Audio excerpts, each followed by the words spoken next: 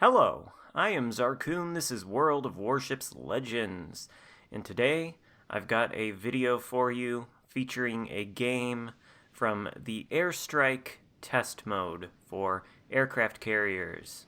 We are in the Tier 3 Japanese carrier Hosho, and before I get into my thoughts on carriers and this test game mode, I should answer some frequently asked questions that I got during my stream of this carrier gameplay yesterday. First question, how do we get these CVs? Well, there are missions in the Missions tab that must be completed with surface ships in the airstrike mode.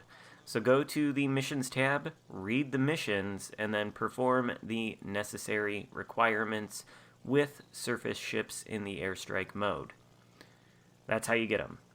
Next question is, when are Tier 5 carriers coming? Well, they're coming next week, beginning February 7th. Now, I'm not sure if they're coming on Sunday, the 7th of February, or March the 8th of February, but one of those days is when they are going to be available for testing.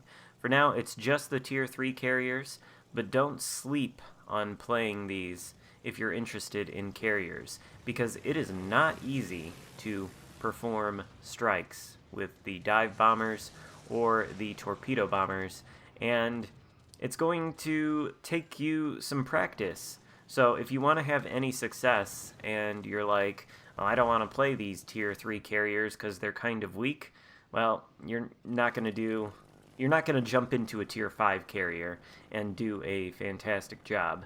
Let's just say that. Anyway, I want to talk about how the carriers seem to work in this game so far, in this iteration that we have. Now, I don't really probably know everything, the finer details or nuances, but I have played a lot of games in this mode in carriers, and I've come up with some thoughts on how they work. So, the squadrons of planes are composed of 6 planes that perform strikes. You can see that I have a full squadron up in the air right now. When you perform a strike, 2 planes dive down to drop either torpedoes or bombs. They then release their payloads, and then they fly back to the carrier.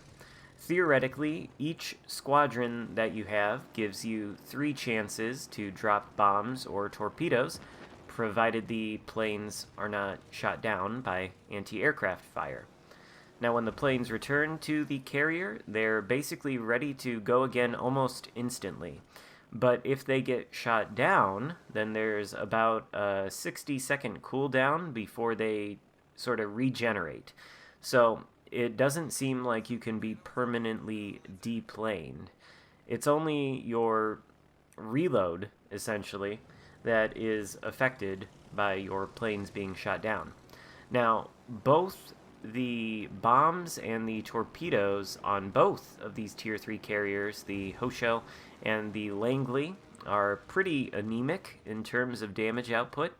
I think the torpedoes, here you can see, we actually do get a fairly meaty strike on that battleship, but I think the torpedoes do right around 5,000 max damage, and of course that's mitigated by any torpedo protection that the targets you're torping may have.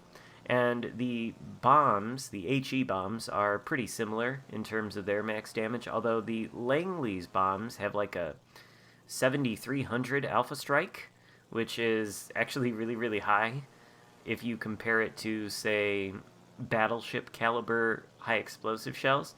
But you only drop 2 of them at a time with these Tier 3 carriers, so the results typically are not that impressive. Although if you can land them on destroyers or lightly armored cruisers, they do a fair amount of damage.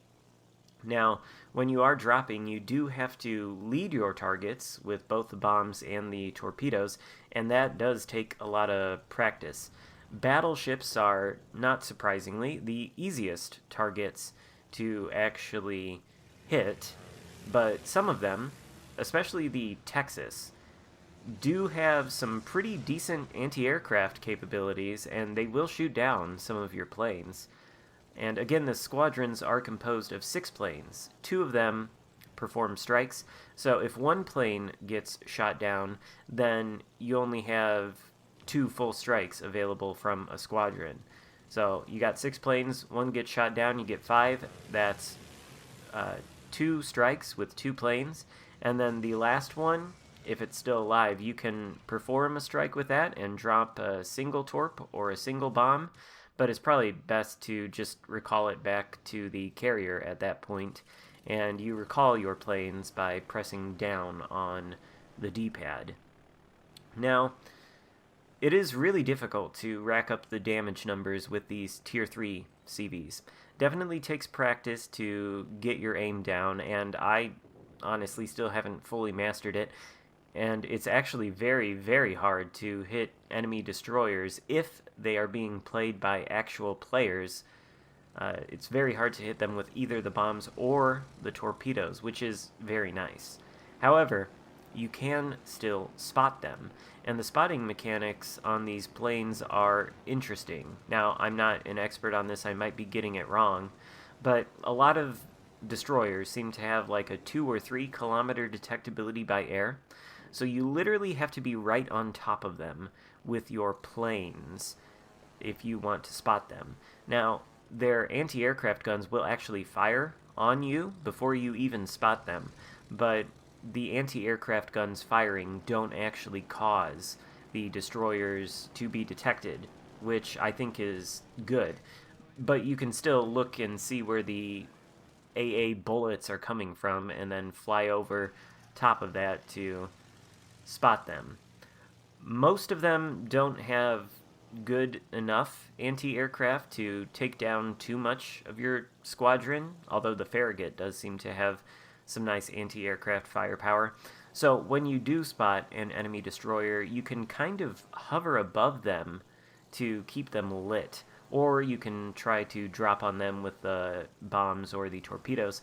The problem, of course, is that basically every game I've played in this airstrike mode, and I've played a number of them, has been comprised almost entirely of bots. So the value of spotting a destroyer is much less pronounced, since the bots don't seem to prioritize shooting at destroyers the way that most real players would.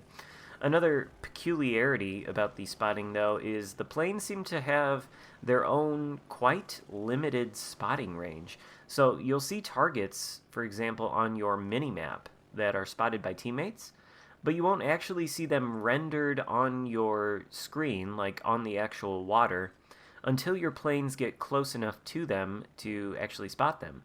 And I think that is an interesting mechanic that might help with the balance. I don't know if it works that way on PC, but it seems like if you do want to spot a concealed target, you really have to read the minimap and fly over to where you think they are quite deliberately, if they're a destroyer, say, or even a cruiser.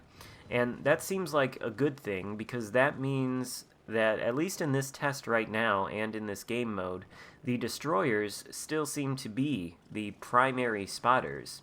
The carriers, at least these Tier 3 ones, seem to be more like surgical spotters, whereas the destroyers are your general spotting unit. These are the surgical spotters, best used for acquiring known but unseen targets on a particular part of the map and potentially keeping them lit.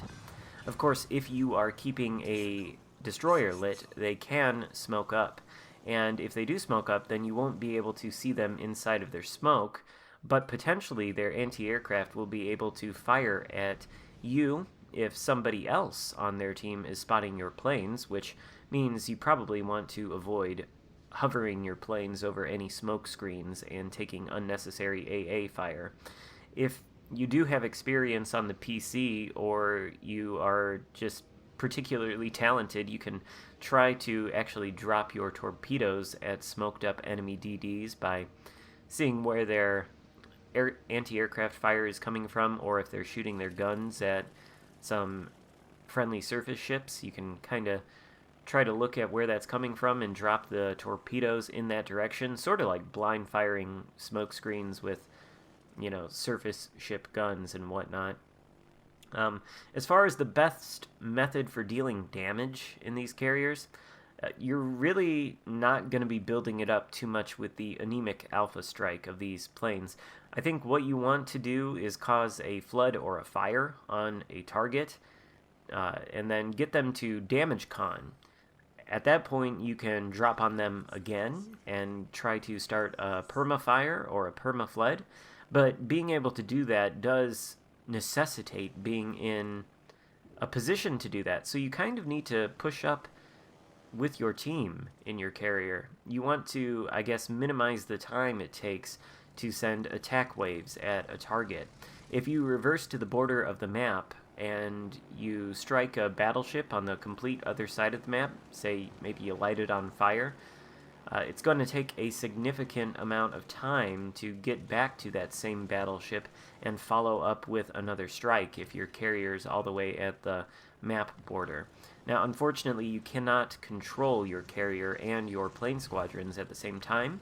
So if you want to try to push up in the carrier, you kind of just have to point the carrier in a direction that is going to be safe for a certain amount of time and move forward at maybe 1/4 or 1/2 speed, send out a squadron, and then, turn the carrier in another direction when you recall the squadron. And that's going to take a lot of practice to get right. Basically, it does seem like carriers are going to be able to have a significant amount of influence on the outcome of a match by engaging in surgical spotting operations, say. But at least with these lower tier carriers, they aren't really capable of dealing a horrific or annoying amount of damage. Then again, these are the lowest tier carriers, so I'm sure the higher tier ones are a lot more capable. And the way this test is set up does make it difficult to really get a sense of just how effective they are, or how exactly you want to use them, since the majority of teams are, again, composed of bots which behave essentially like the worst, most potato players imaginable. It seems like basically they just go full speed ahead with the intent to ram the nearest enemy, and they just often die really, really quickly and don't play the game in the way a real person probably would.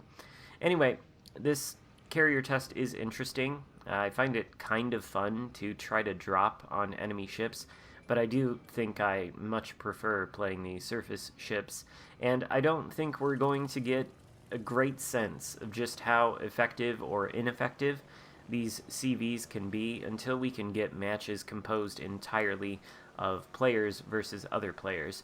But you can see in this match, which was composed almost entirely of bots, I've racked up 72,000 damage with 14 torpedo hits, 4 fire hits, 4 bomb hits. I find the torpedoes a lot easier to aim.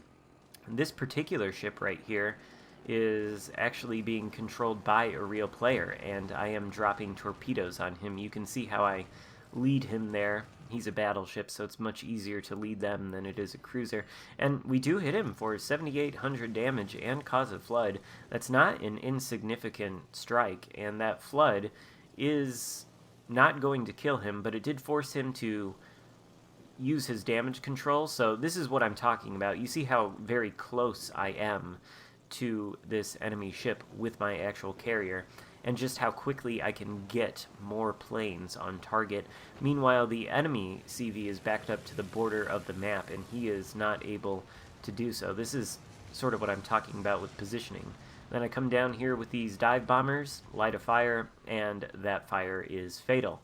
That is going to take out that enemy player and bring me up to 83,000 damage, which I think is the most damage I've actually dealt in one of these carriers. So, as far as how are these carriers going to affect the game, still remains to be seen. These lower tier ones, pretty anemic in terms of their ability to deal damage, but potentially I think they could have an outsized influence on the outcome of an actual game played by players versus players if they are capable of spotting a destroyer and keeping it lit, and then if your teammates actually shoot at that destroyer and take it out. That would be a very, very, very influential play to make, and these carriers are capable of making that kind of play as long as you understand that the spotting mechanics on these planes are not quite the same as spotting mechanics on surface ships. So there are just some of my thoughts about this carrier test so far. Let me know what you think about it in the comments. Let me know if you're finding more success in the carriers than I am, how you think they are in the game, and if you like the video, give it a thumbs up and consider subscribing. By the way, thank you guys. We've reached 3,000 subscribers, and I couldn't be more thrilled. I appreciate it so much, and I look forward to continuing to create all this World of Warships Legends content. Anyway, again, thanks for watching. I'll see you next time. Goodbye.